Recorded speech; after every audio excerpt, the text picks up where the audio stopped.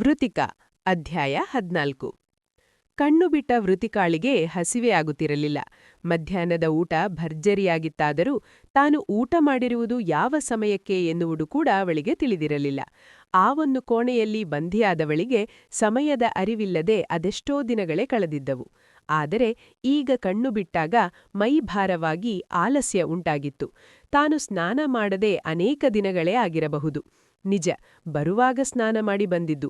ಅದೂ ಬಿಟ್ಟರೆ ನನ್ನ ದೇಹವೇ ನನಗೆ ಅಸಹ್ಯ ಎನಿಸಿ ಆಗಾಗ ಬಾತ್ರೂಂನಲ್ಲಿ ತಣ್ಣೀರಿನಿಂದ ಮೈ ಕೈ ಮುಖ ತೊಳೆದುಕೊಂಡ ಉದಾಹರಣೆ ಇದೆ. ಅದೂ ಬಿಟ್ಟರೆ ಇನ್ನು ಸ್ವಚ್ಛವಾಗಿ ಸ್ನಾನ ಮಾಡಿದ್ದು ಇಲ್ಲವೇ ಇಲ್ಲ. ಅದಕ್ಕಾದರೂ ಬೇರೆ ಬಟ್ಟೆ ಬೇಕಲ್ಲವೇ? ಅದೆಷ್ಟೋ ಬಾರಿ ಆ ಕಣ್ಣಾಡಿಸುವ ಕ್ಯಾಮರಾದ ಮುಂದೆ ಹೋಗಿ ಅಂಗಲಾಚಿದ್ದೂ ಇದೆ. ಆದರೆ ಇಲ್ಲಿಯವರೆಗೂ ಆ ಮನವಿ ವ್ಯರ್ಥವೇ ಆಗಿತ್ತು. ಇಂದು ಯಾಕೋ ಹೊಟ್ಟೆಗಿಂತ ಹೆಚ್ಚಾಗಿ ದೇಹದ ಸ್ವಚ್ಛತೆ ಬಗ್ಗೆ ಚಿಂತೆ ಮಾಡುತ್ತಿದ್ದಳು.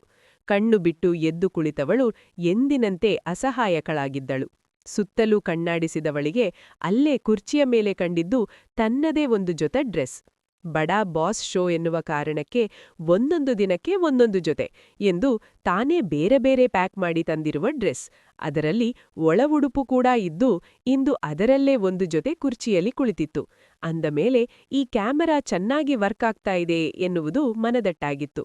ಅದನ್ನು ನೋಡಿ ಒಮ್ಮೆಲೆ ಖುಷಿಪಟ್ಟವಳು ಅದರ ಮೇಲಿದ್ದ ಟವಲ್ ಹಾಗೂ ಡ್ರೆಸ್ ಹಿಡಿದು ಬಾತ್ರೂಂ ಕಡೆ ಹೊರಟಳು. ಇತ್ತ, ಯಾಕೆ ಸರ್ ಬರಲು ಹೇಳಿದ್ದು? ಏನಾದರೂ ಸುಳಿವು ಸಿಕ್ಕಿದ್ಯಾ? ಆತಂಕದಿಂದ ಕೇಳುತ್ತಾ ಅಜಯ್ ತೋರಿಸಿದ ಕುರ್ಚಿಯಲ್ಲಿ ಕುಳಿತನು ಪೂರ್ಣ. ಹಾ ಪೂರ್ಣ ಅವರೇ, ನಾವು ಕೆಲವು ವಸ್ತುಗಳನ್ನು ಪರೀಕ್ಷೆಗೆ ಕೊಟ್ಟಿದ್ದೇವಲ್ಲ, ಅದರಿಂದ ಕೆಲವೊಂದು ಮಾಹಿತಿ ಬಂದಿವೆ.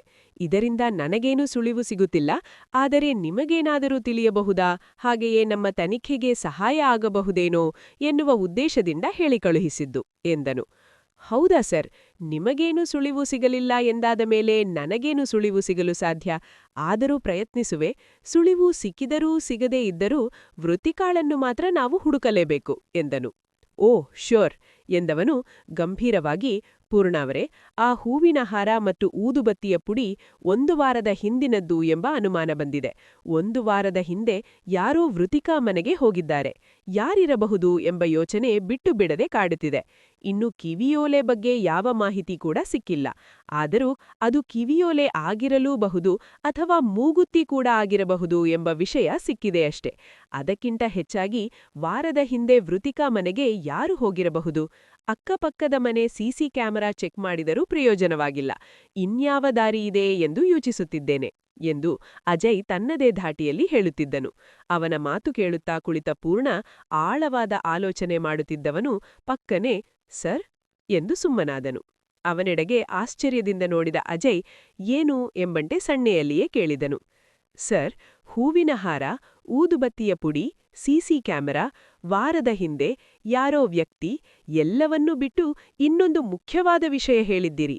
ಅದು ಕಿವಿಯೋಲೆಯೂ ಆಗಿರಬಹುದು ಅಥವಾ ಮೂಗುತ್ತಿ ಕೂಡ ಆಗಿರಬಹುದು ಎಂದು. ಅದರ ಬಗ್ಗೆ ಯೋಚನೆ ಮಾಡಿ ಸರ್. ಆ ಆಭರಣದ ಹಿಂದೆ ಥ್ರೆಡ್ ಇತ್ತು, ನೀವು ಕೂಡ ನೋಡಿದ್ದೀರಿ ತಾನೆ? ಅಂದಮೇಲೆ ಅದನ್ನು ಅವಶ್ಯವಿದ್ದಾಗ ಮೂಗಿಗೆ ಧರಿಸುವಂತಹದ್ದಲ್ಲ. ಅದು ಶಾಶ್ವತವಾಗಿ ಮೂಗಲ್ಲೇ ಇರುವಂತಹದ್ದು. ಅಂದಮೇಲೆ ಮೂಗು ಚುಚ್ಚಿ ಮೂಗುತಿ ಹಾಕಿಕೊಳ್ಳಲೇಬೇಕು. ಆದರೆ ವೃತಿಕಾ ಮೂಗು ಚುಚ್ಚಿಲ್ಲ.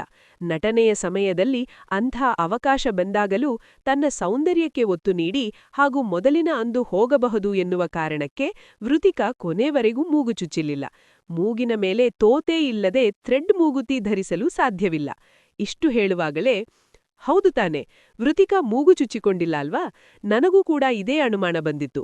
ಅಷ್ಟೇ ಅಲ್ಲ, ಈ ವಿಷಯ ಮುದ್ದಾಂ ನಿಮ್ಮ ಬಾಯಿಂದಲೇ ತರಿಸಬೇಕು ಎನ್ನುವ ಕಾರಣಕ್ಕೆ ನಾನು ಆ ವಿಷಯ ಅಷ್ಟಾಗಿ ಒತ್ತು ಕೊಟ್ಟು ಹೇಳಿಲ್ಲ. ನನಗೂ ಕೂಡ ಕಿವಿಯೋಲೆ ಅಥವಾ ಮೂಗುತ್ತಿ ಎನ್ನುವ ಆಯ್ಕೆ ಕೇಳಿದಾಗಿನಿಂದ ಯಾರದ್ದೋ ಮೂಗಿನಲ್ಲಿ ಇದನ್ನು ನೋಡಿದ ನೆನಪು ಬರುತ್ತಿದೆ.